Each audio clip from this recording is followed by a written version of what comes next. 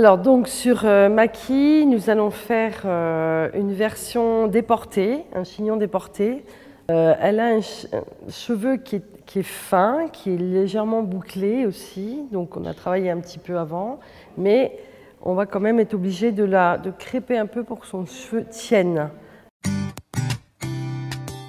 Alors donc sur Maki, nous allons faire une version déportée, un chignon déporté. Pour le réaliser, vous faites une séparation de la raie jusqu'à l'oreille que vous mettez de côté.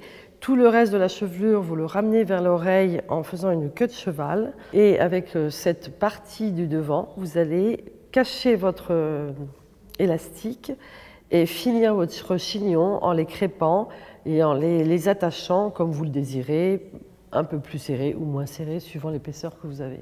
Pour accessoiriser votre chignon, on va mettre un bijou de tête.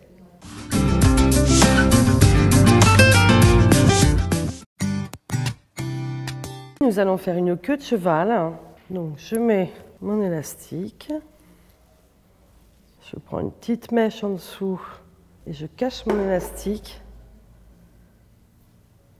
J'accroche la petite mèche une fois qu'elle est bien enroulée. Ensuite, je crêpe pour donner du volume et je vais mettre mon filet que j'accroche avec une épingle dans ma queue de cheval et j'enferme mes cheveux dedans. Je vais donc faire mon chignon dans le bas de la nuque et j'attache mon chignon avec des épingles. Maintenant, on va accessoiriser ce chignon en mettant un bijou. Étant donné que notre chignon est classique, on peut se permettre de mettre un bijou assez conséquent.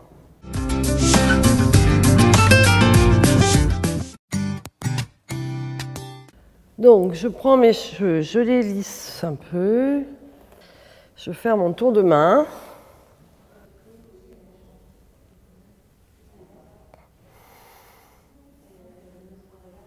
Donc, je prends mes cheveux et je les tourne.